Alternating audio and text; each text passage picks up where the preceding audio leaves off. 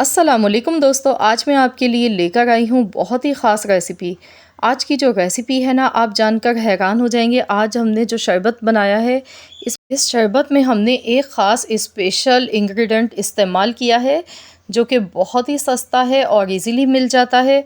और इसके इस्तेमाल से आपका दिलो दिमाग हो जाएगा तरोताज़ा और आप हो जाएंगे चुस्त। सिर्फ़ ये एक गिलास शरबत पीने से आपकी पूरे दिन की कमज़ोरी, थकावट सब हो जाएगी दूर। बहुत ही फ़ायदेमंद होने के साथ-साथ बहुत ही मज़ेदार बनता है ये। तो चलिए हम जल्दी से इसकी रेसिपी देख लेते हैं। तो यहाँ पर इस शरबत को बनाने के लिए सबसे पहले हमने दूध लिया है। 1 लीटर दूध है हमारे पास। आप कोई सा भी दूध ले सकते हैं जो नॉर्मली आपके घर में आता है, यूज़ किया जाता है। तो दूध को अच्छी तरह से बॉयल दिलाया है। इसके बाद इसमें हम हस्बे ज़रूरत मीठा ऐड कर देंगे। मैंने यहाँ पर 6 टेबल स्पून शुगर ऐड की है और इसको अच्छी तरह से मिक्स कर लेते हैं। तो दूध को अच्छी तरह से पका लेते हैं 3 से 4 मिनट के लिए, ताकि दूध थोड़ा गाढ़ा भी हो जाए और दूध का जो कच्चापन है वो ख़त्म हो जाए। तो चलिए अब हम देख लेते हैं। स्पेशल इंग्रेडिएंट ये है हमारा, जिसका मैंने आपसे ज़िक्र किया था वीडियो के शुरू में। तो ये है गुलाब की पत्तियाँ। तो यहाँ पर हमने गुलाब की पत्तियाँ ली हैं। ये बहुत ही ज़्यादा फ़ायदेमंद होती हैं, इसका इस्तेमाल बहुत ही फ़ायदेमंद होता है ये। अगर आपको घबराहट महसूस होती है, पाँव में जलन महसूस होती है, सर में दर्द रहता है, या फिर आपको आँखों का कोई भी प्रॉब्लम है, तो ये बहुत ही ज़्यादा फ़ायदेमंद है, क्योंकि ये ठंडक पहुँचाती हैं, दिलो दिमाग को तरोताज़ा कर देती हैं। तो इसका सिरप बनाने का भी तरीका मैं पहले बता चुकी हूँ। तो आज हम डायरेक्ट इससे शरबत बनाएंगे। तो यहाँ पर मैंने थोड़ी सी गुलाब की पत्तियाँ लिए और इनको अच्छी तरह से मैंने वॉश कर लिया है। तो अब हम क्या करेंगे कि इसको हम मिक्सी के जार में डालेंगे और इसको हम अच्छी तरह से पीस लेंगे।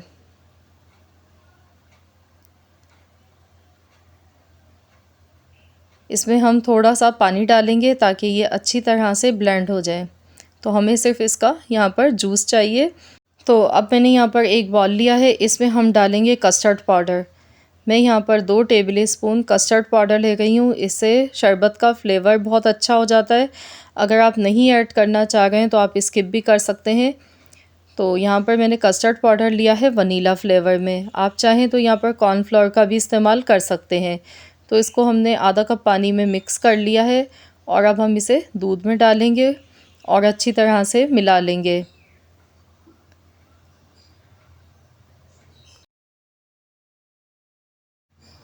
तो ये देखिए, यहाँ पे मैं आपको कंसिस्टेंसी दिखा देती हूँ। अभी ये काफ़ी पतला लग रहा है, लेकिन ये ठंडा होने के बाद थिक हो जाता है। तो बस इस तरह की कंसिस्टेंसी हमें चाहिए। तो ये बिल्कुल परफेक्ट है।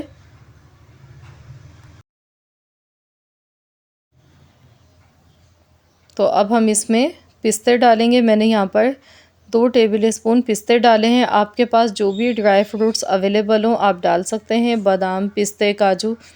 तो इनको अब हमने 3 से 4 मिनट तक पकाना है, ताकि जो हमने इसमें ड्राई फ्रूट डाला है तो इसका फ्लेवर आ जाए दूध में। तो चलिए अब हम यहाँ पर देख लेते हैं गुलाब की पत्तियाँ जो हमने पीसी थी। तो इसको हमने एक स्ट्रेनर लेना है और इसमें छान लेना है। अच्छी तरह से इसका जूस निकाल लेते हैं चम्मच से। ये देखिए, इस तरह से अच्छी तरह से इसको दबाते हुए निकाल लेंगे, ताकि इसका जितना भी जूस है वो निकल के आ जाए। तो इस तरह से छान कर लेना है।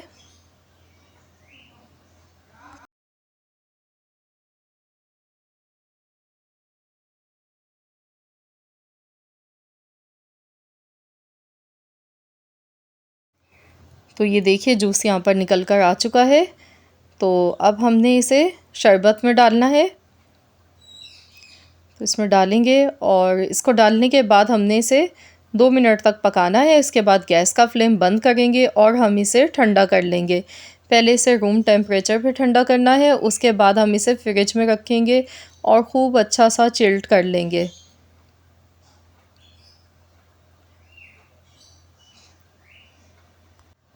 तो चलिए, यहाँ पर अब हम शरबत के लिए जेली तैयार कर लेते हैं। मैंने यहाँ पर 200 ग्राम पानी लिया है, यानी कि 1 कप पानी लिया है, और जेली का मैंने 1 पैकेट इसमें ऐड कर दिया है। इसको मिक्स करेंगे और बस 1 मिनट तक इसे पकाएंगे। तो जेली हम इसमें डाल रहे हैं। मैं ऑरेंज जेली का यूज़ कर रही हूँ, आपके पास जो भी अवेलेबल हो आप वही यूज़ कर लें। वैसे तो मैं आपको होममेड जेली का भी तरीका बता चुकी हूँ कि अगर आपके पास जेली पाउडर ना हो, बिना जेलेटिन और अगर अगर के बग़ैर हम जेली किस तरीके से घर पे बना सकते हैं, तो वो भी मैंने आपको सिखाया था। तो आप चाहें तो मेरी वो वीडियो देख सकते हैं। तो यहाँ पर चलिए इसे हम सेट होने के लिए रख देते हैं आधे घंटे के लिए।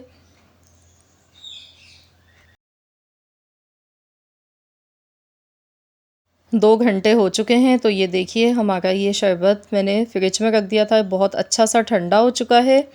तो यहाँ पे इसकी कंसिस्टेंसी देख सकते हैं। अगर आपको थोड़ा सा ज़्यादा गाढ़ा लगे तो आप इसमें मज़ीद पानी ऐड कर सकते हैं। तो जो जेली हमने बनाई थी वो मैंने इसमें ऐड कर दी है। और अब हम इसमें डालेंगे तुखमलंगा। ये मैंने लिया था 2 टेबल स्पून, इसको पानी में भीगने के लिए रख दिया था 15 मिनट पहले। और ये देखिए फूल का ये कितना सारा हो चुका है। ये बहुत ज़्यादा फ़ायदेमंद होता है, स्पेशली गर्मी के मौसम के लिए तो ये बहुत ही ज़बरदस्त चीज़ है। तो अच्छी तरह से इसको मिक्स कर लेंगे। और अब हम इसमें आइस क्यूब्स ऐड कर देंगे, इसको मज़ीद और ठंडा करने के लिए।